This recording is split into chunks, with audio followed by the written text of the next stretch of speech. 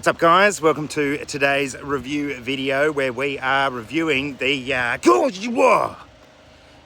sorry, it's just the Kia Tasman. Startled me there. We are reviewing the 2025 Kia Tasman X Pro. So that's the tippy top of the line. Oh look, there's my daughter. G'day, mate. G'day. No, nothing. That tracks. Let's not dwell too much on that. Let's check out this car. Alrighty, so yes, the front of the Kia is, it kind of looks like some sort of underwater fish, I guess. It's interesting, but I think we can all be on the same page and say this is a very unique looking vehicle. I'm not sure what happened there in the design department, but we're not going to talk about it too much because I think everyone understands it. So if we review this thing for what it is, we'll not talk about the looks. Big grille. I like a big grille. You got two big recovery points down the bottom. And let me jump around the side here because this is really important. The approach angle is insanely good from the get-go. Now, obviously, Dicey, Ricey Offroad, I look at these things and I think, how good would this be getting off-road? The approach angle, brilliant. The departure angle, a load of crap because it's a ute, but not too bad. Coming around the side, Hankook, what are these? Dyna Pros, but the important thing there is 265/70 R17. So as stock, already quite a big tyre size, and that means that legally in WA, you're going to be able to put 33s on, or very close to a 33-inch tyre on these bad boys. Now, will that fit? Will it rub? Yes, it's probably going to rub. However, we can take out some guards, can't we? What a thing, though, to come with some really good rubber, and they're 17-inch tyres, not 18. I think that's a really smart choice. Even though this is top of the line, I think it's a really smart choice to go 17s because you leave plenty of rubber for on and off-road activities. And these guys are all terrains from the get-go as well. So we're not seeing highway terrains that we see so often on other vehicles. They are proper tyres, which is great. Round the side, now interesting flares. I think they could do with a little bit of love, but it is quite on trend at the moment. The angles, maybe this shouldn't have been called the Kia Tasman, should have been called the I don't know, the Cube Ute, like U-Butte, but cube because square. All right, I'll stop. Love the black and the indicators, nice and solid. Roof rails as standard, and we're coming around the back now to this huge tub. Around the back here, I'm actually really impressed. I'm going to spend a bit of time on the tub because this is probably one of the more interesting tubs I've come across. Now, this thing is retailing at the moment for 78 grand or 79 grand. That's indicated drive away in WA. So we're getting up there in price for these sort of medium-sized utes. So let's check out this tailgate. So brake light in the top there, really nice. There's your tow bar. It's kind of rounded, which is interesting, I think interesting. But here we go, rear camera there, little button underneath, press that, slow drop, that's cool. Now this stuff here is plastic, so you will end up scratching it, but it is good that that's there because that's what you scratch, not your paintwork. I just want to show you though, these little hooks, I'll show you one here. You can use your standard hook and ratchet strap on that, or if you wanted to, you can sort of do a little bow and that sort of thing. So I don't know, I actually quite like it. I think good little innovation there, Kia. Back in the tub. Okay, so you've got that there, which is an adjustable hook. I'll show you the one on this side. There you go. So this can move all along that rail for whatever you need to tie down. You've got an outlet there that's 400 watt, and then right there on that side, and then of course on this side as well. Oh, hello, chick. We've got our lights, which don't do much at the moment. However, if you were to put a canopy on this thing, it'd be great. So yeah, I really like the tub on this. It's quite big, very usable space as well. As you can see, it can store daughters, and the tailgate is fairly light. Now it's not quite as light as the BT50. The BT50 is definitely lighter, and one thing it is missing is a roller shutter. So if you get this, you're paying 78k, and then you're going to need to get a roller shutter or a tonneau cover or a canopy. So factor that in. You're probably going to end up over 80k just to have a secure tub. All right, we'll keep going. because I feel like I sort of skipped over the side of this ute. So we'll have another look at it. Here we are in all its glory. You can see my daughter making use of the little step that's around there. That seems to work quite well. She hasn't fallen to her detriment. Yeah, the side view, pretty good. Indicators fairly visible, which is good, but you know, it's still quite a style. In the X Pro, you've got that black along there. Now we've got a little bit just here on the T60, but ours is specifically to protect against rocks. This stuff here is plastic, so it will scratch off-road. Now, what we'll do, now not that I know too much about it, it's a new engine to me, but we'll just have a look at the engine of the Tasman, and then we'll have a look inside the car, because inside the car, my goodness, this thing shines. My daughter has just said the roof can also store daughters. Worth noting, roof can hold 100 kilograms, so that's pretty good. Much better than my T60, which can only hold 70. All right, let's check out this engine bay. That's good. We'll pop around the front. Now, the last time I did this was with a Mazda BT50 SP, and it didn't have struts, so we'll see if this one does. We've got struts. There we go. So 2.2, it's actually 2.151 or something like that litre diesel engine, putting out 123, who cares, not me, kilowatts of power. The more important figure is 440 newton meters of torque. So this thing can actually tow. It can tow 3,500 kilograms. Its GCM is 6,200 kilograms, and its GVM is, I'm going to say, 3,350. So payload wise, this thing has around about 1,013 kilograms, which is just great, like really good. I was impressed with the Mazda. A ton of other utes I've had don't have payload getting into 4 figures, but this one does. Now just remember, GVM and towing weight do not add up to the GCM. The GCM is significantly less, so you can't load to capacity and tow to capacity, otherwise you'll be over your GCM. So there's probably not too much to really talk about with the engine. However, the engine bay is quite spacious, and I would say quite a good place for a mechanic to jump into. Everything's really accessible. Battery on this side, so you're going to have your airbox, and you're going to put a 6 snorkel on this side here. But yeah, really good engine. I love the sound that it actually makes when it's driving. It's got like a little whistle to it as it goes through the gears, really nice. And we'll talk a little bit more about how it drives once we're inside the car. But it's a low buzz inside. That's it. So you don't get a lot of the noise intrusion like you do with the D-Max and the T60s. But yeah, Kia have nailed it. Like that rear window too, nice and big. Really good visibility in this thing. Despite the side mirrors being a little small, you can actually see quite a lot through them. Again, cuboid, cubist, the cube ute, the Kia cube ute. All right, let's check out the interior. But before we do go inside the car and check out the incredible interior, there's a couple of cool features that I want to show you. And the reason it's nighttime is because I'm actually halfway through editing the video, and I thought, hang on a second, there is some really cool stuff about this car that I have not spoken about. So check this out. Okay, so here we are, it's nighttime. We're in a car park because it's the safest place to do this. And I've also removed my sunglasses now. What we're going to do is we're going to hit the lock button, and then immediately we're going to press and hold the button that says press and hold. So,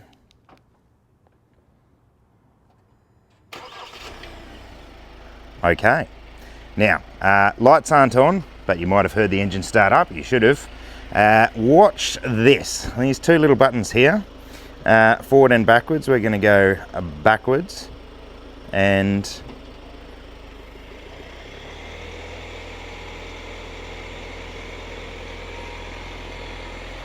there we go. We are driving the Kia. Now, kind of cool function. I don't know. Maybe just a party trick. I am trying to make it go forwards now. Go forwards. Go forwards. No. Go forwards. No, won't go forwards. Am I too far away? Yes.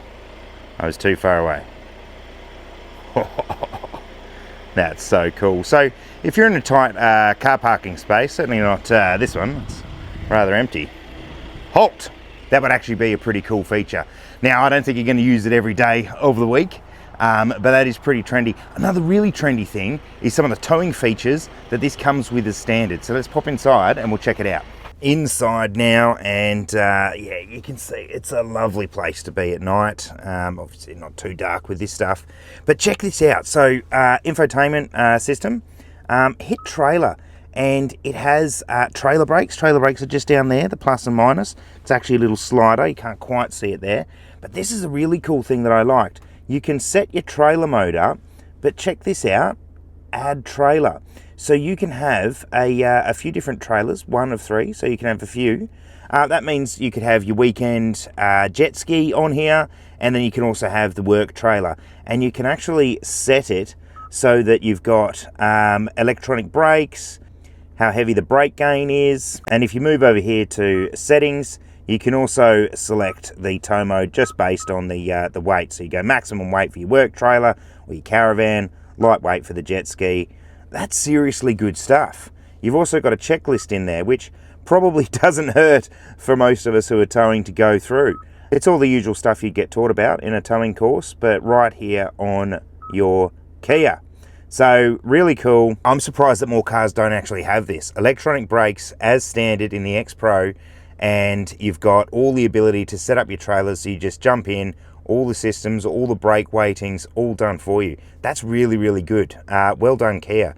From a comfort perspective, Kia have done something which I really like. It's the climate control ties in with the heated seats and cooled seats and heated steering wheel. So if you get in on a cold morning and you've got the temp set to warm, it will automatically turn your seat on, and the steering wheel heat as well, which is actually it was really quite nice this morning. It was a brisk start out at Northam.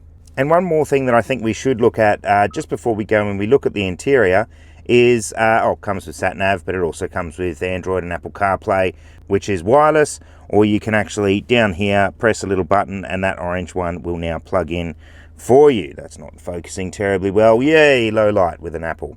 Anyway, this mode here, Off-Road, which is pretty sick. Especially for those of us who do play around. Really good to see oil and transmission temps there, engine temp. I mean, I guess that's important. Transmission temp's probably the big one, especially for towing. What I do like about it, you've got the pitch and roll, and if we swipe over, you've also got the clear chassis view, so you can view underneath. And yeah, the 360. Who uses that? But anyway, that's some really cool stuff with the off-road. The other thing that's really cool that I can't test out is the X-Trek system. So what this bad boy does here is it uses the traction control system to slow going downhill and get this also uphill. And you can set the speed at which you want to climb up the hill or crawl down the hill. I'd really love to test that out in the Kia. But yeah, look, for the time being, it's got some pretty cool features. Anyway, whoa, change of location, I know. But it's because I needed some more shade so I could actually see inside properly. So here we go. Now, I don't know if opulence really applies to the interior here, but the interior is very, very good on the Kia Tasman. So starting off with something that, especially with kids, I find can often get broken. These door handles, they are like, they're proper, they're thick, they're strong. Really nice that there. I don't mind some of the controls for the comfort just here. So you've got your cooled seats, your heated seats, your memory functions, and heated steering wheel. That's very nice. Your standard controls there. A little bit annoying, front front windows and driver's side auto, and then the rears are not auto. Which is a bit poo really in this sort of car. Love the LED lights in there, and little storage bin. You've got the Harman & Kardon stereo system in this one. I think it's 8 speaker, really nice compared to the other models, but here we go. Square, round, cube. I don't know what's going on with the wheel, but that is not a normal wheel. I don't mind it. I think I end up holding a little bit higher because of it, but yeah, It's still nice to hold, nice soft touch. The other thing that's soft touch is this bad boy. Nice and rubbery. Now, before we get onto the dash, I'm just going to duck down and hopefully you can see how cool these air vents are. They've got little sort of hexagonal things that move around, and that changes the direction. That's off, that's on, and you can change the direction. So that's really cool. I like that. Great touch, Kia. There's your driver monitoring. So yes, sometimes you've got your sunnies on, it doesn't recognize you. It's pretty chill with its bleeps and boops. Many of these new cars now keep beeping and bopping at you. This one's just kind of like, hey, hey, hey, every now and then. One thing I will talk about is the blind spot monitoring system, because not only does it have blind spot monitoring, it has a blind spot monitor. Let me show you what I mean. So this is the dash as you see it as normal, and then if I indicate, it shows me my blind spot, and that's pretty cool. Still got the speed there, so if you do decide to look at that, you can see your speed that you're going. But I love that. That's a great touch. One thing that's a little bit interesting is down here. This is, where is it? Right there. That's how you move around. Hang on a second. Let me get that there. There you go, in focus. All right, so that's in drive, neutral, reverse, and a little button on the end puts it into park, and that is how we start and stop the engine. I haven't seen that before. I'm getting used to it. I don't mind putting it in drive that way, but I keep on flicking it into manual drive instead of going into reverse. But that's probably a me brain thing rather than a Kia design thing. We'll keep working our way along the dash. This is all the aircon controls. So this little screen here, all touch screen, so you can move your aircon details around, which is all fairly straightforward. You've also got a few down here as well. So your dual zone, up and down temperatures, and your modes, which as I press the button, you can see it changing through. Pretty cool. Now, I initially found all of these controls a little bit confusing, but quite easy really, because you've got these massive buttons here. And they're not buttons, sorry, they are little touches again. But one thing, if I sit in my position, I can't actually really reach anything. And I'm 6'1", and people do say I've got sloth arms. So yeah, a little bit interesting. But anyway, lean forward, you lazy so-and-so. So home screen, yeah, cool, that's all right. You can tap on the maps to go to maps if you want. Otherwise, you can hit maps. You've got your media button, which works fairly well. Volume there. You've also got volume here. So everyone can control it. More of those trendy vents down there, and look, I'm really just pointing at things and saying what I see. A little bit of storage over this way. Let's have a look. That's nothing to write home about. Actually, that's actually quite good there. Store your pencils? Not sure. Interesting. Nice soft touch. I reckon this design catch a fair bit of dust, is what I'd say. Down here, you've got your two induction chargers, really well sized, so you can put your phone on there, and also, you know, your junk food or your snacks. I mean apples. This one here switches it from charge to input and charge. Does that make sense? It better. You've also got more up here, so if you've got some devices that you know, like Waze or something that needs to go up there, you can plug it in up the top there. Now let's look at this. This is cup holders, and I do like the side by side because this is clearly mine as the driver. That's clearly oh, wifey's not there, but that's where her water would be. This is where my iced coffee would be, and that is why I am fat and she is not. Anyway, hey, did you laugh at that, you cheeky? All right, so four-wheel drive controls, very important. Tippy tappy. Here we go. So we've got 4 auto, 4 high, 4 low. It's beeping at me a little bit. We're not going to go into any of those. Back to 2 high. Auto hold, cool for traffic. There are your cameras. That's your parking sensors. That's your rear lock, which you get, which is pretty cool. I'll tell you what else is pretty cool is this bad boy here. So comes up like a normal one. Lots of space in there. Little plug so you can plug in. You got your vehicle dimensions on the back there. You've also got your vehicle dimensions down there. A little bit of hello. We do 4-wheel driving as a Kia Tasman, but this is the bit that I like. You push that, and that comes over, and now you've got a full-blown table for work, I guess, or snacks. Yes, I'm not really sure, but I'll tell you what, maybe that's for tradies. Maybe that'll be good when you're doing your work after a job or just before you've just rocked up and you need to do your paperwork before you head in. That's pretty cool. And what that means is that this is actually really sturdy, unlike so many center consoles that I see out there. Another cool feature is that I can move this forwards or backwards and roll it forward and tilt it backwards if required. You can't do that to the driver's seat. It's probably good because you shouldn't be distracting a driver. Have you got a phone back there? How did you get a phone? But yes, that's the front area. One more thing on the passenger side, it's also got your heated and cooled seat controls. You've also got the ability to lock and unlock the doors there, and I think that's really good. You can kind of see that Kia make family cars as well, and they're not just sort of forgetting their heritage here when they're building this bad boy. One worth noting, these are huge. Look at it, it's massive. So this thing will properly cover as you drive into the sun. It's made of cloth, so it's actually not that nice to touch. Oh, hello. Is that? No. Yes. Oh, wow. That feels incredibly tacky compared to this bad boy. Look at this. Whoa. Wow. Nice, fading on and off, and then this, which makes me think of a hotel in the 90s for some reason. Anyway, let's check out the back seats. Whoa. So fairly easy egress of the what is this, the Kia Tasman. Might actually go around the other side. I'm gonna have to ask my daughter to hop out of the way, and that always goes so well. Let's see, can I hop in that side please, chick? Okay, that's worked really well. So in the back here we've got that's the controls for the heated seats, only on the outer seats, so not in the center, but you've got it in the outer seats. Did you put all this dirt in here?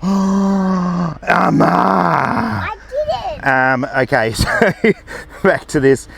You don't have the auto windows. Pretty nice big windows. This is interesting. Oh, that's a nice little soft pad there. More trendy lights, we like that. And more of these great handles. It's going to be weird because I'm going to get excited about handles now instead of steering wheels, like the good old days. Another awesome speaker. Or can I jump in, please? All right, I'm 6'1", and the knees do touch the back. It's actually quite hard. This is like a little grab handle. You can sort of see it better there. These headrests are rather interesting to use. They're quite springy, but they still do hold your head. You can see around there. Yeah, very trendy. Oh, there's my daughter.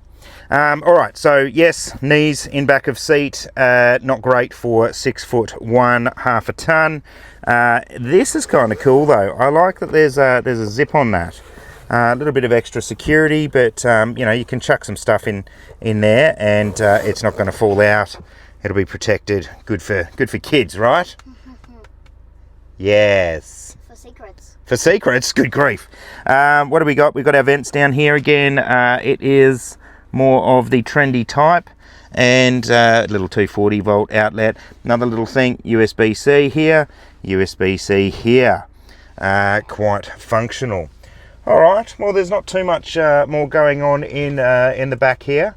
For some reason we get trendy lights here. That's quite nice. Oh, thank you. You've just moved that forward for my knees. I appreciate you. Thank you very much. But look, there's enough space definitely for kids in the back, but probably for some of the shorter tradesmen.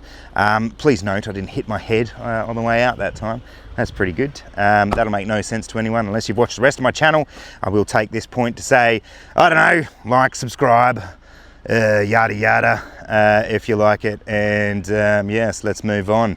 All right, let's talk about how this bad boy is to drive. And I can tell you right now, it is a mix between a Mitsubishi Triton in terms of its acceleration and a Mazda BT50 in terms of how well it's actually dialed in to drive. Goodness me, it's an interesting thing to look at.